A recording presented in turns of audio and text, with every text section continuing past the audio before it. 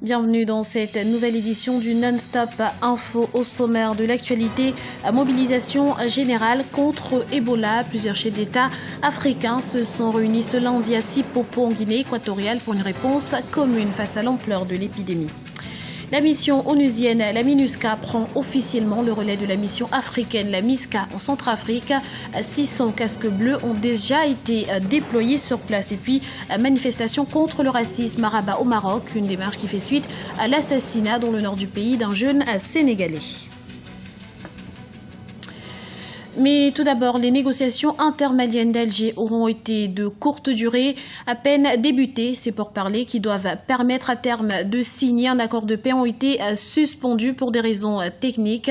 Les groupes armés ont quitté la salle des négociations, arguant que tant que le statut politique du nord du Mali, l'Azawad, n'était pas défini, les autres aspects n'étaient pas négociables. La séance n'aura donc duré que quelques minutes. Mobilisation continentale contre le virus Ebola en marge de la remise du prix UNESCO Guinée équatoriale. Un panel était réuni ce lundi à Sipopo pour plancher sur les voies et moyens de freiner l'avancée du virus. Reportage de notre correspondant sur place, Serge Kofi. Intensification de la mobilisation dans la lutte contre Ebola. En marge de la remise du prix UNESCO Guinée équatoriale sur la recherche des sciences de la vie, ce lundi à Malabo, les chefs d'État présents au panel de discussion ont unanimement appelé à un réveil de tous afin de rattraper le temps perdu et de freiner l'avancée de la maladie. Selon le plan d'action préconisé par l'OMS, le gros du combat contre Ebola est financier. Il faudra pour venir à bout de cette maladie équiper le personnel de santé et financer la recherche et mettre un accent véritable sur la sensibilisation. Liant la parole aux actes, le chef de l'État équato-guinéen a annoncé une contribution de son pays. Le gouvernement de Guinée équatoriale met à la disposition de l'Organisation mondiale de la santé, l'OMS, à titre de donation, la somme de 2 millions de dollars de subventions au programme de lutte contre Ebola. Nous profitons de cette occasion pour mobiliser la communauté internationale aux États tant africains que du monde de donner la contribution pour rencontrer une solution définitive à cette crise. Mobiliser à la communauté internationale. Les panélistes présents sont unanimes. Il faut isoler le virus Ebola, pas l'Afrique et les Africains. La mesure visant à fermer les frontières ici et là ne sont de l'avis de tous pas de solution efficace. Il est donc clair qu'à Malabo, le continent compte rattraper le temps précieux perdu dans la lutte contre le virus. Quand le problème a été annoncé par l'OMS, nous avons pris des décisions opérationnelles qui étaient tout à fait importantes. Nous avons isolé notre pays comme tout le monde vis-à-vis de la panique, mais rapidement on s'est rendu compte d'une chose. C'est qu'en voulant résoudre un problème, on a créé un autre problème. Tous les présidents ici présents se sont rendus compte que nous avons peut-être évité Ebola, mais nous avons créé une décroissance économique, peut-être même une récession dans certains pays. Donc je crois qu'il faut mutualiser les moyens. Il faut mutualiser les moyens et il faut encourager la recherche scientifique. Le virus Ebola a été découvert pour la première fois en 1976. Selon les experts de l'OMS, la pandémie est la plus importante et la plus sévère jamais enregistrée en 4 décennies. La rencontre des chefs d'État à Malabo est l'une des réponses favorables à la mobilisation globale et concrète du continent africain contre la propagation de la maladie. Le virus Ebola a causé, selon les derniers chiffres de l'OMS, plus de 2400 décès. Dans l'actualité également, la MISCA passe le témoin à la MINUSCA. La mission de stabilisation des Nations Unies en Centrafrique a commencé à se déployer officiellement ce lundi en remplacement de la mission africaine de maintien de la paix. Une résolution attendue de longue date. La MINUSCA devrait compter à terme quelques 12 000 hommes et aura pour mission principale la protection des civils centrafricains et l'aide au désarmement. On écoute à ce propos Jean-François Akondicom, éditorialiste. Il faut d'abord observer que c'est la énième mission des Nations Unies, puisque même les forces africaines de la MISCA étaient placées sous mandat des Nations Unies avec une résolution du Conseil de sécurité. Donc c'est la énième mission militaire sous mandat des Nations Unies qui arrive en Centrafrique. Et ce mandat, en tout cas cette mission, si les choses restent en l'état, ne changera rien à la situation sécuritaire en Centrafrique. En tout cas, si la mission est essentiellement cantonnée à Bangui et autour de Bangui, le pays est vaste.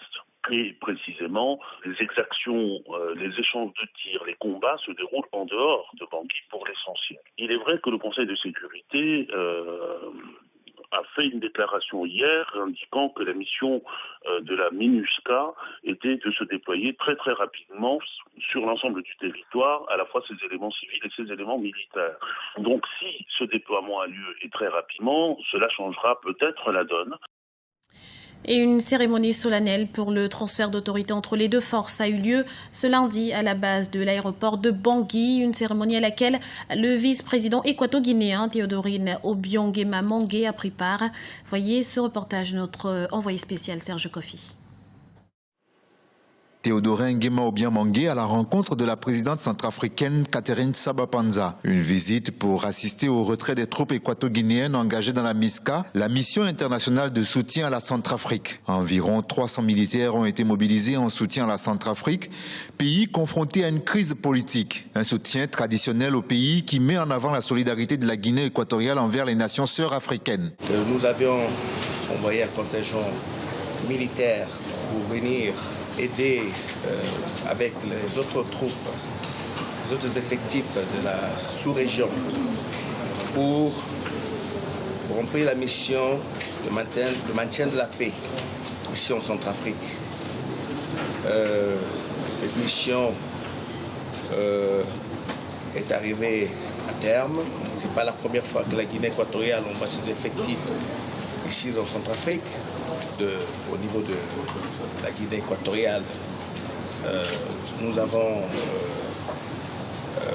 réussi notre mission. La MISCA a quitté ce lundi 15 septembre la Centrafrique pour se muer en une force plus grande sous le mandat des Nations Unies et devient la MINUSCA, la mission intégrée multidimensionnelle de stabilisation des Nations Unies en République centrafricaine. Une force qui pourra couvrir ce grand pays et participer au retour à la paix. Théodorine Nguema Obiang Mangué affirme ici la disponibilité de son pays à participer à cet effort pour le retour à la stabilité en Centrafrique. Alors ce transfert d'autorité,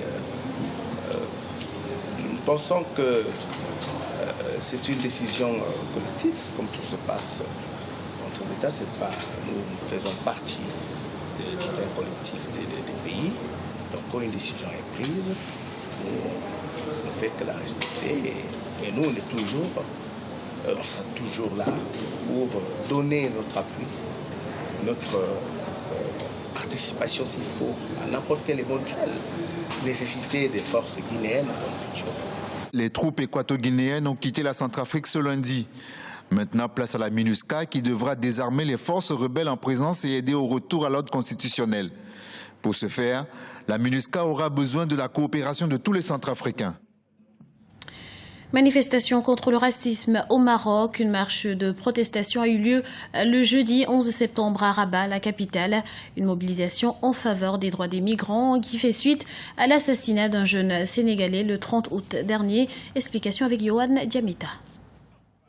Respecter la dignité des migrants subsahariens, tel est l'appel lancé par les habitants de Rabat qui sont sortis dans les rues de la capitale marocaine. Une manifestation qui intervient après l'assassinat crapuleux le 30 août d'un migrant sénégalais à Tanger et après l'arrestation par les autorités d'une vingtaine de migrants qui soutenaient leurs camarades tués. Les autorités marocaines devraient faire preuve de responsabilité et respecter les droits de ces migrants. Ils doivent cesser d'encourager les pratiques racistes envers les migrants subsahariens par la population. Plusieurs associations qui luttent pour les droits des migrants, dont la nôtre, ont noté que dans de nombreux cas, les autorités locales sont impliquées dans la promotion des pratiques dégradantes qui affectent ces mêmes migrants.